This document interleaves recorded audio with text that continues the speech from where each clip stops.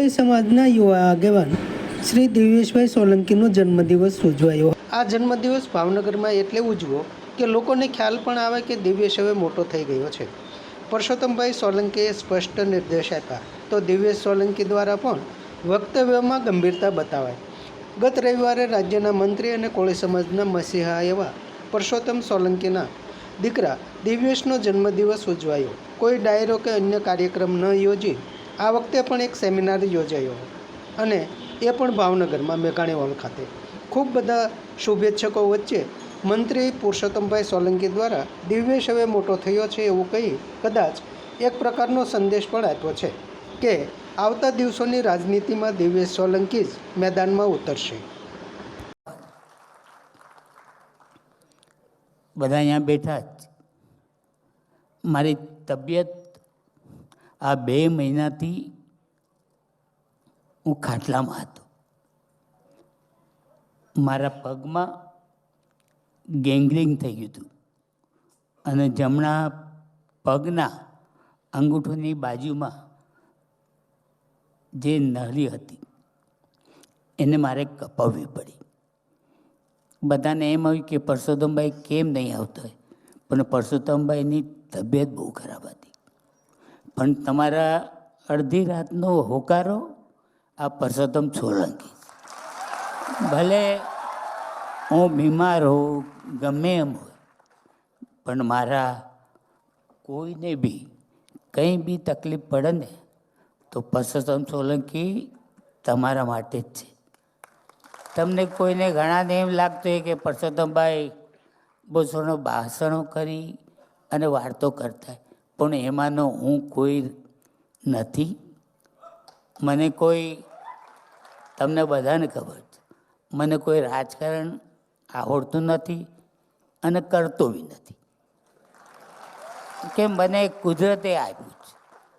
આ 30 વર્ષથી ભાવનગરના 56 ઘોઘાનો હું જ્યારે બી ઉમેદવારી કરું તો આપણો સમાજ છે ને, કોળીના દીકરા તરીકે એ લોકોએ કાંઈ જોયું નથી, કોઈ રાજકારણ ન જોઈ શકે કે પરસોત્તમભાઈ લડે ને આપણે એ ન જોવાય। પરસોત્તમભાઈ અડધી રાતનો આપણો હોકારો છે, પણ મને એક કહો કે આપણા સમાજને મેં ક્યાંય દુઃખી નથી થવા દીધા, અને કોઈ આવીએ ને તો એને કરવાય નહીં દો।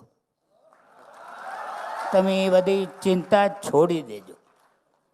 ઘણા નેતાઓ આવીને ગયા, ઘણા ભાષણો કરતા, પણ એ મને ન જ ગમતું। આપણે જે છે એ છે। દિવ્યેશભાઈનો જન્મદિવસ છે, ખૂબ જ સારી રીતે ઉજવણી કરી અને દિવ્યેશે તો કાર્યક્રમ કર્યો, શું કહેશો?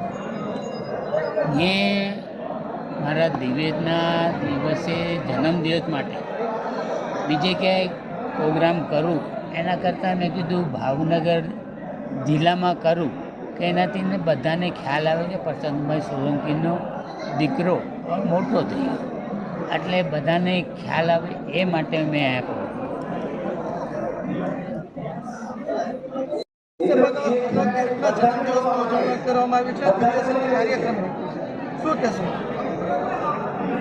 હર જન્મદિવસે ઘણા મારા મિત્રો દાદ કાઢતા હોય કે જન્મદિવસે તમારી ઉંમર વધે તમે એનું સેલિબ્રેશન કરો છો। ઘણા મારા સાથી મિત્રો હોય મારી યારે સ્કૂલમાં હોય તો દાદ કાઢતા હોય, પણ હું એમને હસીને જવાબ દઉં ઘણીવાર કે ઉંમર વધવાનું નહીં, પણ હર વર્ષે મારા સમાજને કાંઈક ભેટ આપું ને એવા કાર્યક્રમો કરું છું ને એટલે હું બનાવું છું આ જન્મદિવસ। એટલે દિવ્ય સેતુનો વિચાર એક ભાઈ શ્રી પુરુષોત્તમભાઈ સોલંકીની પ્રેરણાથી આવેલો।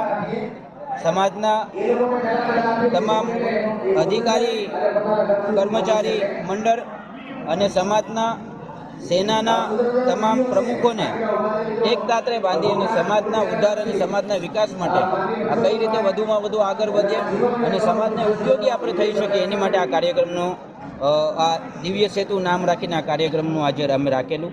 ભવિષ્યના દિવસોમાં કોળી સેના સમસ્ત કોળી સમાજના તમામ સંગઠનોને સાથે રાખી અને 101 જેટલી કોરી સમાજની શાખાઓ નિમવી છે, જે સમાજના ઉદ્ધાર માટે, સમાજના દીકરા દીકરીઓ માટે, સમાજની આગલી ભવિષ્ય માટે વધારેમાં વધારે સમાજ ઉજ્જવળ થાય અને બલશાલી અને તાકાતવર બને, એનું આજે એક આ સંકલ્પ છે સેતુ સમાજ. આ કાર્યક્રમની અમે શરૂઆત કરી છે. સમાજ માટે, સત્ય માટે, સત્યપૂર્ણ સમાચાર પ્રસારણ આપના મોબાઈલ પર તરત જ લાઈક કરો, શેર કરો અને સબસ્ક્રાઈબ પણ કરો. અને હા, ઘંટડી વગાડવાનું ન ભૂલશો. આભાર. સમાજ માટે સત્ય સાથે સત્યપુંજ. અહેવાલ, સમાચાર તથા જાહેરાત પ્રસારિત કરવા સંપર્ક સાધો. સત્યપુંજ સમાચાર પ્રસારણ, લબ્ધિ કોમ્પ્લેક્સ, તાલુકા પંચાયત સામે, સિહોર.